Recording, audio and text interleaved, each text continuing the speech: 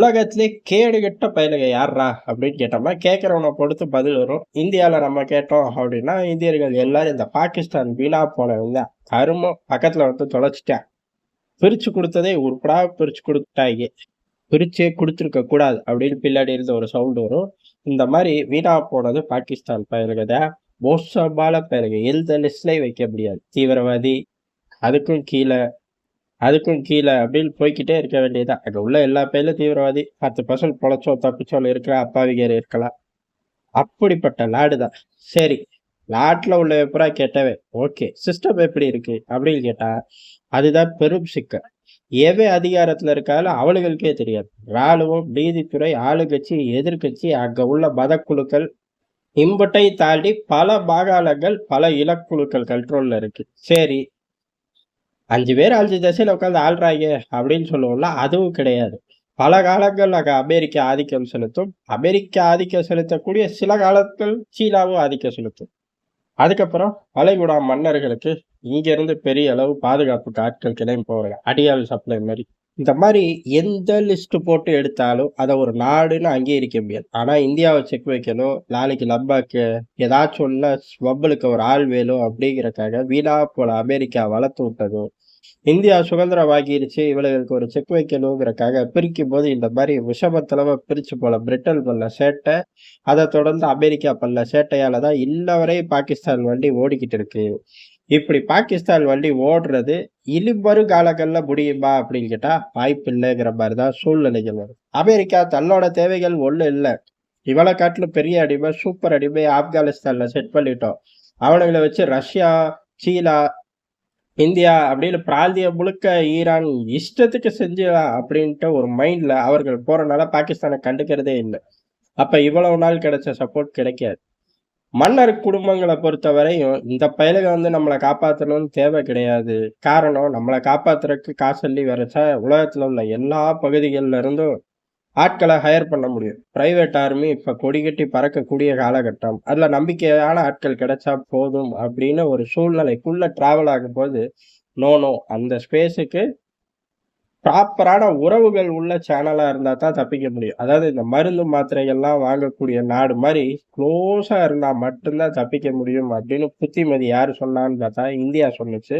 அந்த ஜோன்ல இந்தியா ரகசியமா டிராவல் ஆகிக்கிட்டு இருக்கு. அப்ப 2வது ஆப்ஷனும் அடிபட்டுருச்சு. 3வது ஆப்ஷன் சீனாவை வச்சு ஒண்ணும் பண்ண முடியாது. சீனா இஷ்டத்துக்கு எழுதி வாங்கினத அனுபவிக்க முடியாம சீனா ஒவ்வொரு நாளும் கூப்பிட்டு தலையில கொட்டுது.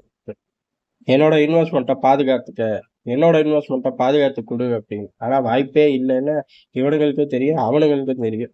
இந்த சீன அதிபருக்கு உள்ளூர்ல போய் ராணுவத்த போருக்கு தயாராகுங்க, தயாராகுங்கன்னு சொல்லி போர் அடிச்சு போச்சு. ஏன்னா அவனுங்க கேட்கவே மாட்டேங்கிறாங்க. அதனால பாகிஸ்தானுக்கு கிளம்பி வந்து என்னோட இன்வெஸ்ட்மெண்ட்ட பாதுகாத்து வை, பாதுகாத்து குடுன்னு கேட்கிறாரு. இவனுங்களும் கேட்க மாட்டாங்க. ஏன்னா 2 பேருங்கனாலே முடியாது.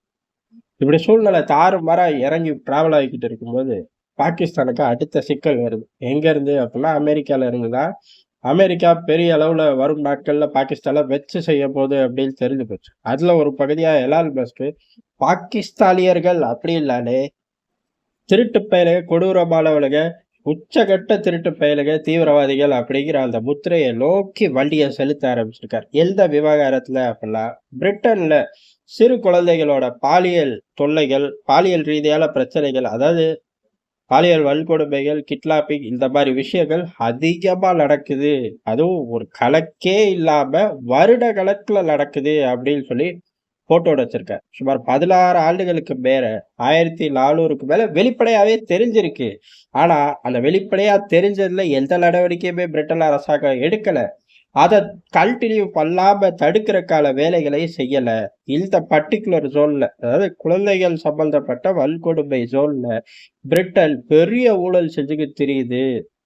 அரசாங்கங்கள் ரொம்ப கேவலமா செயல்படுது. பிரிட்டன் அரசாங்கம் ரொம்ப கேவலமா செயல்படுது. கல்லுக்கு கல்லா தெரிஞ்சு ஊரே நின்னு கதறலா கூட அத கண்டுக்கவே மாட்டேங்கிறாங்கன்னு தலைவன் போட்டு விட்டான். இத மட்டும் கிடையாது. இந்த விஷயத்த செய்யறது பெரும்பாலும் பாகிஸ்தானியர்கள் தான் அப்படின்னு சொல்லிட்டேன். அங்கிருந்து இங்க குடி வந்தவன், இல்ல அங்கிருந்து இங்க வேலைக்கு வந்தவன், இந்த பயலுக தான் 80, 90% மேல இந்த வேலைய பார்க்குறாய்ங்க. ஆனா இத நிர்வாகம், அதாவது பிரிட்டன் நிர்வாகம் அடக்க தவறுது, அடக்க மாட்டேங்குது. வேடிக்கை பார்க்குறாய்ங்க. வெளிப்படையா தெரிஞ்சது இந்த எண்ணிக்கை, வெளிப்படையா தெரிஞ்சது இந்த நாட்கள். ஆனா இதையும் மீறி பல மடங்கு இருக்கும் அப்படின்னு போட்டு விட்டாரு. எலான் மஸ்க் போடவும் பத்திக்கும். பெரும்பாலும் அவரோட தளங்கள்ல போட்டு தான் ஊர் உலகமே பத்திக்கிட்டு எரியும். அந்த ஆள் போடுறதும் பத்தும். கேட்கவே வேணாம். இந்த விவகாரமும் பத்திக்கிச்சு. எப்படி தப்பிக்கிறதுன்னு பிரிட்டனுக்கு தெரியல. நம்ம வேற ஒரு 3, 4 வருஷம் உளவுத்துறையில கிங் அப்படின்னு சொல்லி ஊரு பூரா அப்டேட் குடுக்குறோம். ரஷ்யா, உக்ரைன் யுத்தத்துல சந்து பொந்துக்குள்ள நடக்கிறது. ஆர்ட்டிலரி குண்டு வெடிச்சுச்சா? வெடிக்கலையா? எந்த ஷிப்மெண்ட்ல வருது? எல்லாத்தையும் பண்ணோம். இத சொல்ல வக்கில்லையாடா அப்படின்னு நம்மள கேட்பாங்க.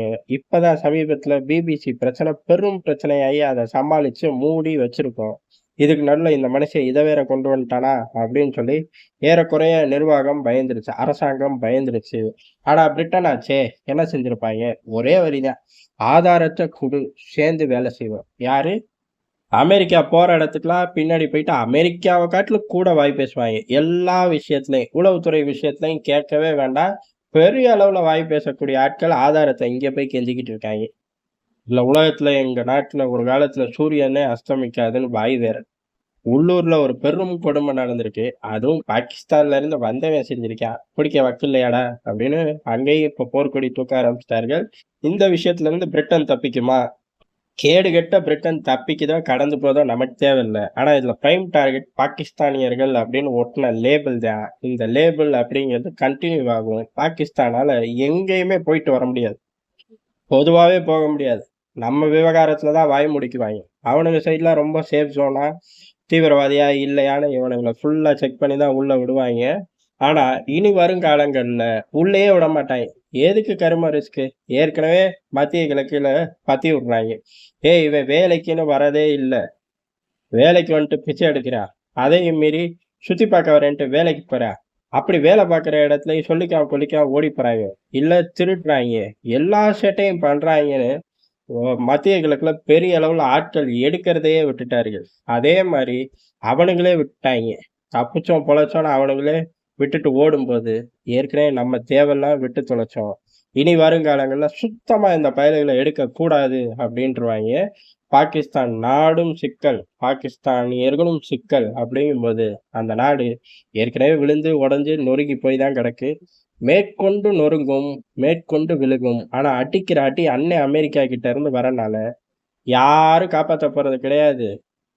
அந்த காலகட்டங்கள்ல பாகிஸ்தான்ல சாதிக்க வேண்டியதை சாதிக்கும்போது எந்த தடையும் நமக்கு இருக்க போறது கிடையாது. இதுதான் அங்க முக்கியமான விஷயம். ஏன் அப்படின்னா அன்னை அமெரிக்காக்கே அங்க உறவு சரியில்லை. அதனால நம்ம அணுகுண்டே போட்டாலும் அதெல்லாம் ஒண்ணும் வெடிக்கல தெரியுமாங்க. போடுறேன்னாயே கை தவறி விழுந்துருச்சாமா. மத்தபடி ஒண்ணும் கிடையாது. கை தவறி விழுந்தனால கொஞ்சோண்டு சேதாரம் தான். கலந்து போங்க கூட்டம் அப்படின்னு சொல்லி ஐநால கூட்டத்தை கிளச்சிருவாங்க. அதனால பாகிஸ்தானை நம்ம அடிக்கும்போது பாகிஸ்தானுக்கு நேரமும் தெரியல, அண்ணன் அமெரிக்காவும் சேர்ந்து அடிக்கிறாங்கிறது அடிஷ்னல் மைலேஜா டெல்லி பாக்கு. நன்றி, வணக்கம்.